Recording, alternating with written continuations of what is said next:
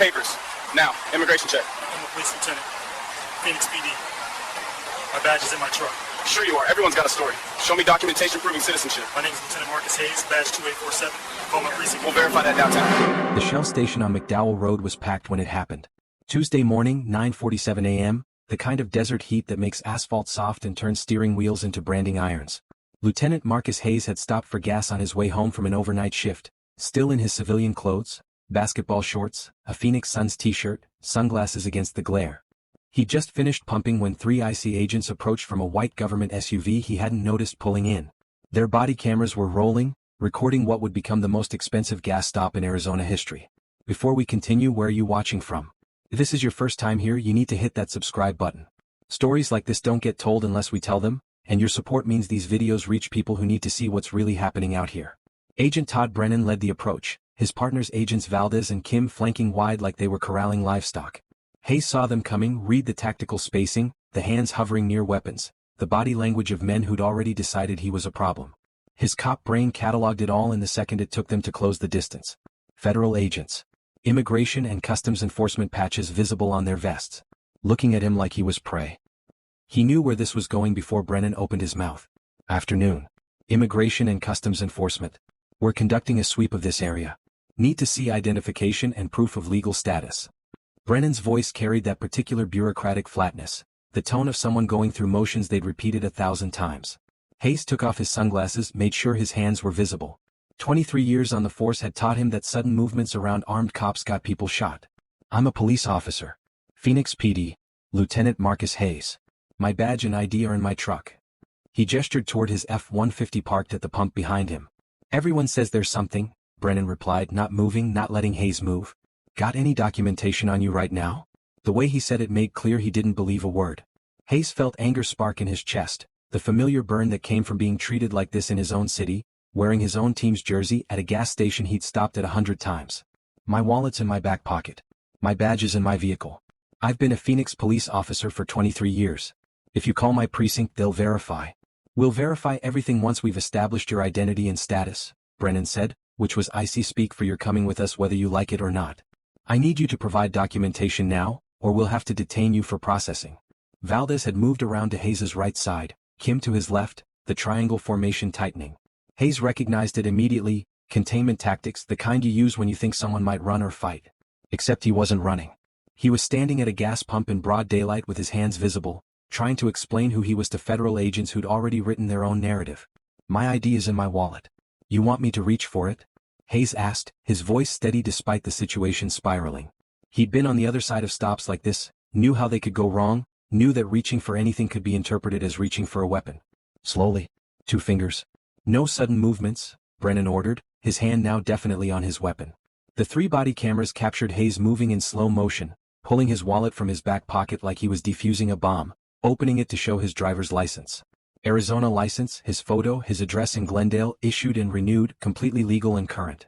Brennan took the wallet, examined the license without much interest. This doesn't prove citizenship or legal status. I need a passport, birth certificate, naturalization papers. Something that establishes you have a right to be in this country. The words landed like a slap. Hayes had been born in Tucson. His father had been born in Tucson. His grandfather had been born in New Mexico when it was still a territory. His family had been American longer than Arizona had been a state. I was born in Tucson. I'm a natural-born citizen. I'm also a police lieutenant. My badge is in my truck 15 feet away. Let me show you. You're not going anywhere until we've verified your status, Brennan said, pocketing Hayes' license, which was technically theft but would be described later as securing evidence. We're going to need you to come with us for processing and verification. Processing, Hayes repeated, his voice hard now. You're detaining me? On what grounds? What reasonable suspicion do you have that I'm here illegally besides the color of my skin? The question hung in the hot air. Around them, other customers at the gas station had stopped, phones coming out, witnesses materializing the way they always did when something felt wrong. A woman pumping gas 3 spots over had her phone up, recording. A man coming out of the convenience store had paused, watching. Should federal agents be allowed to demand citizenship papers from anyone without reasonable suspicion? Comment below, because what happened to Marcus Hayes could happen to any of us, and the only thing separating law from tyranny is the question we're willing to ask. We're conducting an operation in this area based on intelligence about illegal employment, Valdez spoke up, his camera recording Hayes' expression, the controlled fury barely held in check. We have authority to verify status of individuals we encounter. Intelligence, Hayes said. So you saw a black man at a gas station and decided to demand papers. That's your intelligence. That's your reasonable suspicion. Brennan's jaw tightened. Turn around. Hands behind your back. You're being detained for verification of legal status pending. Call my precinct. Hayes interrupted, not moving, not complying, not giving them what they wanted. Central Precinct. Phoenix PD. Ask for Captain Williams. Tell him you've got Lieutenant Marcus Hayes detained at a Shell station on McDowell. See what happens. Turn around, Brennan repeated, reaching for his handcuffs. That's when Hayes made his decision. He wasn't going to make it easy. Wasn't going to be walked into their vehicle and disappeared into the federal system for however many hours it took to sort out who he was. He planted his feet, kept his hands visible, and used the voice he'd developed over 2 decades of command. I'm not resisting. I am not fleeing. I am invoking my Fourth Amendment rights. You have no reasonable suspicion to detain me. You have no probable cause to arrest me. I am a Phoenix Police Department lieutenant, and if you put your hands on me without cause, you are committing assault on a peace officer. The words came out crisp and clear, projected for the cameras, for the witnesses, for the record. Brennan hesitated. This wasn't the usual response. People they stopped usually complied out of fear or confusion, usually got in the vehicle and sorted it out later. This guy was citing constitutional law, claiming to be a cop, making a scene that was being recorded by multiple phones. We have authority, Brennan started. You have authority to stop people with reasonable suspicion they've violated immigration law. Hayes cut him off. What reasonable suspicion do you have about me? What specific, articulable facts made you target me at this gas station? Because if the answer is I'm brown and buying gas, that's not reasonable suspicion. That's racial profiling and you know it. Kim moved in from the left, trying to grab Hayes' arm. Hayes took a step back, hands still up, not aggressive but not allowing the contact. Don't touch me. I have not consented to any search or seizure. You are violating my constitutional rights, and it's being recorded from multiple angles. The standoff lasted maybe 30 seconds but it felt longer. 3 federal agents surrounding one man, customers watching, phones recording, morning traffic passing on McDowell with drivers slowing to see what was happening. Then Brennan made his decision, the wrong one, the one that would cost the government $13.9 million. Subject is resisting detention. Secure him. They moved simultaneously, Valdez and Kim grabbing Hayes' arms while Brennan went for the handcuffs. Hayes didn't fight. Fighting would have gotten him charged with assaulting federal officers. But he didn't help either. Dead weight, arms tense but not pulling, forcing them to manhandle him into cuffs while he continued speaking for the cameras. I'm not resisting. I am being assaulted by federal agents without reasonable suspicion or probable cause. My name is Lieutenant Marcus Hayes, Phoenix Police Department, badge number 2847. I am a United States citizen. This detention is unlawful. The cuffs clicked around his wrists, tight enough that he felt circulation cut off. Brennan's body camera recorded the process, recorded Hayes' face, recorded the moment a 23-year police veteran was treated like a criminal at a gas station for pumping gas while black. They walked him toward their SUV, past staring customers, past the woman still recording, past the man on his phone who Hayes heard saying, "Yeah, they're arresting some guy, I don't know why, he says he's a cop." "My truck," Hayes said, craning his neck to look back at his F-150 still at the pump, keys in the ignition, badge and service weapon locked in the console. "My vehicle is unsecured. I've got a weapon in there." "We'll handle it," Brennan said, which meant exactly nothing. They put Hayes in the back of their SUV, the cage separating front from back, the space that smelled like fear and sweat and the dozens of people who'd sat there before. The body cameras recorded him sitting there, hands cuffed behind his back, face set in controlled fury. Then Brennan made a phone call, his camera recording his side of the conversation. "Yeah, we've got a subject detained for verification. Says he's Phoenix PD but no badge or ID visible. Detained at Shell on McDowell?" "Right. Yeah, we'll bring him in." He ended the call and climbed into the driver's seat, Valdez riding passenger, Kim in the back keeping an eye on Hayes. They pulled out of the gas station, leaving Hayes' truck at the pump, and headed toward the ICE field office. In the back seat, Hayes spoke directly to the cameras he knew were recording. Approximately 10 a.m. Tuesday morning. "I have been detained by ICE agents Brennan, Valdez, and Kim without reasonable suspicion or probable cause. I am Lieutenant Marcus Hayes, Phoenix Police Department. I was born in Tucson, Arizona. I am a United States citizen. This detention violates my Fourth Amendment rights. Everything these agents are doing is being recorded, and they will answer for it." The ride took 28 minutes. Hayes spent them silent after his statement, breathing slowly, controlling his anger, running through what would happen next. They'd process him, eventually verify who he was, eventually realize they'd screwed up. The question was how long that would take and how much damage they'd do before admitting the error. At the ICE field office, they parked in the secured garage and walked Hayes inside, still handcuffed, still treated like a detainee. The intake area was busy, other people in various states of processing, agents moving with the efficient boredom of bureaucracy. They put Hayes in a holding room, a 10 by 10 cube with concrete walls and a metal bench. "Someone will be with you shortly," Brennan said, removing the handcuffs. "Don't suppose you want to make that phone call to my precinct," Hayes said, rubbing his wrists where the cuffs had left red marks. "We'll verify your identity through proper channels," Brennan replied, which meant they'd take their time, follow procedure, cover their asses before admitting they'd messed up. The door closed, and Hayes sat on the metal bench in a federal holding cell, a police lieutenant with 2 decades of service being treated like he'd just crossed the border illegally. He'd been in rooms like this before, on the other side interviewing suspects, working cases. Never thought he'd be sitting on this bench. An hour passed. Then 2. Hayes could hear activity outside, agents talking, phones ringing, the machinery of enforcement grinding through its daily routine. Nobody came to talk to him. Nobody explained what was happening. Just silence and waiting and the growing knowledge that somewhere, someone was about to realize they'd made a catastrophic mistake. At 12:43 p.m., 3 hours and change after the gas station stop, the door finally opened. A supervisor, judging by the rank insignia, followed by Brennan looking like he wanted to be anywhere else. "Mr. Hayes," the supervisor said, his voice carefully neutral. "I'm Agent Supervisor Martinez. There's been a situation. We've verified your identity." "You mean you finally called Phoenix PD and found out I am exactly who I said I was?" Hayes replied, his voice flat. "Lieutenant Marcus Hayes. 23 years on the force. Born in Tucson. Natural-born citizen. And you detained me for 3 hours because I was pumping gas." Martinez had the decency to look uncomfortable. "We followed procedure for verification of status. You're free to go. We'll arrange transport back to your vehicle." "Procedure?" Hayes repeated. "Your procedure is to detain American citizens without reasonable suspicion? To ignore when someone tells you they're a cop? To leave their vehicle unsecured at a gas station for 3 hours?" Silence. What could they say that wouldn't make it worse? "I want copies of all body camera footage," Hayes continued. "I want the names and badge numbers of all 3 agents involved. I want a formal incident report. And I want to know what reasonable suspicion you had to stop me in the first place beyond being brown at a gas station." "You'll receive all appropriate documentation," Martinez said, which was bureaucrat speak for "we'll give you the minimum the law requires. Again, we apologize for any inconvenience." "Inconvenience," Hayes said softly. "You handcuffed a police lieutenant and detained him for 3 hours without cause, and you're calling it an inconvenience. We're way past inconvenience. We're into federal civil rights violation territory and you know it." They drove him back to the Shell station in uncomfortable silence.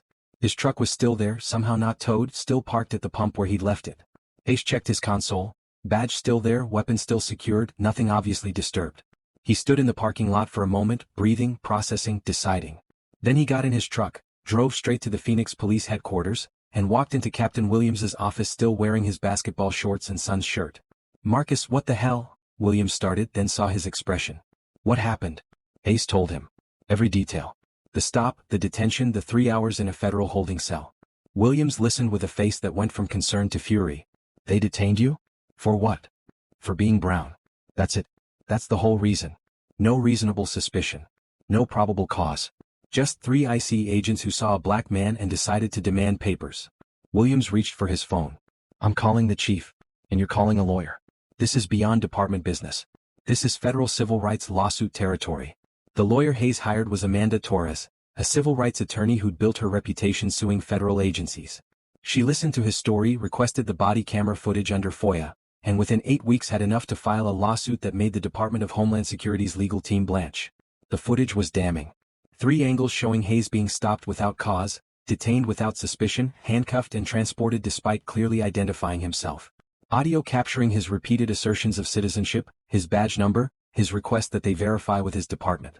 And their refusal to do so until after they'd processed him through their system. Lieutenant Marcus Hayes versus United States of America, Todd Brennan, Luis Valdez, Jennifer Kim. The complaint alleged unlawful detention, false imprisonment, violation of Fourth Amendment rights against unreasonable seizure, racial profiling, deprivation of civil rights under color of law, and intentional infliction of emotional distress. The evidence was attached in hundreds of pages of exhibits. Body camera recordings, witness statements from the gas station, phone records showing Hayes's location, his service record with Phoenix PD, his birth certificate proving citizenship. An airtight case of wrongful detention. The government offered to settle within 4 months. $75,000. Torres sent back a one-word response, "No."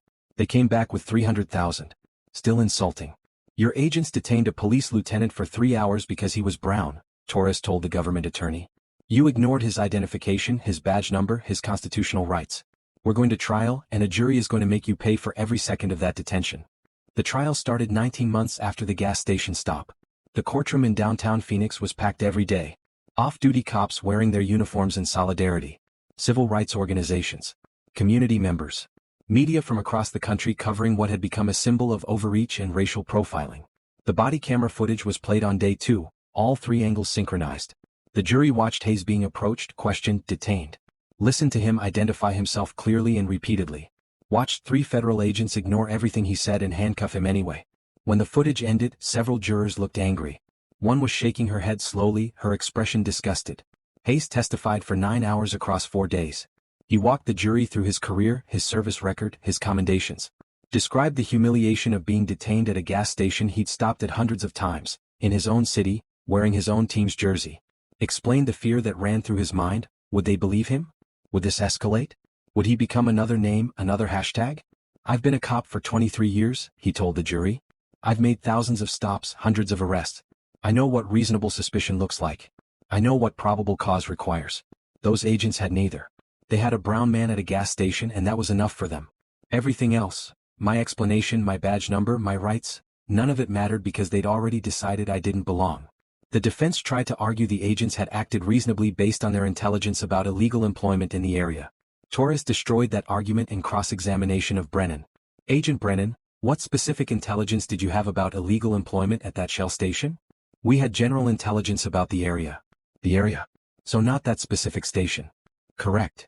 And what about Lieutenant Hayes's behavior or appearance made you suspect illegal employment? He matched the general demographic profile. Demographic profile. You mean he was brown? That's not what I said. But it's what you meant. Because nothing else about him, his clothing, his vehicle, his behavior, suggested illegal employment. He was pumping gas. So what exactly made you target him? Silence. The jury watched Brennan struggle for an answer that wouldn't sound like racial profiling. The jury deliberated for 8 days. When they returned, the foreman read a verdict that electrified the courtroom. Guilty on all counts. The damages phase took another 12 days. The jury heard about Hayes's nightmares, his hypervigilance, his inability to trust federal law enforcement. From his captain about how the incident had affected his work, his relationships with other officers. From a psychologist about PTSD and the specific trauma of law enforcement officers who become victims of the system they serve. When the jury announced damages, the courtroom went silent. $9.4 million in compensatory damages. $4.5 million in punitive damages. Total, $13.9 million. Brennan, Valdez, and Kim were reassigned to desk positions. The field office supervisor who delayed verification was demoted. The Department of Homeland Security issued carefully worded statements about ongoing reviews and policy clarifications, avoiding any admission that systemic problems existed. Training materials were updated as part of regularly scheduled revisions. Nothing that acknowledged this specific case had revealed fundamental failures. Hayes stayed with Phoenix PD another 3 years before retiring early. He used part of his settlement to fund a legal defense organization for people detained by immigration enforcement, providing free attorneys and documentation assistance. The gas station stop became a cautionary tale, taught in police academies and law schools as an example of how assumptions override evidence, how profiling destroys lives, and how even badges don't protect you when bias decides you don't belong. If you believe citizenship shouldn't require proving yourself at gas stations, that reasonable suspicion means something, hit that subscribe button. We've got more stories coming that show why documentation matters, why cameras save lives, and why sometimes the only justice is a jury willing to say enough. Because in a country where a police lieutenant can be detained for being brown while buying gas, all of us are one stop away from having to prove we belong in our own home.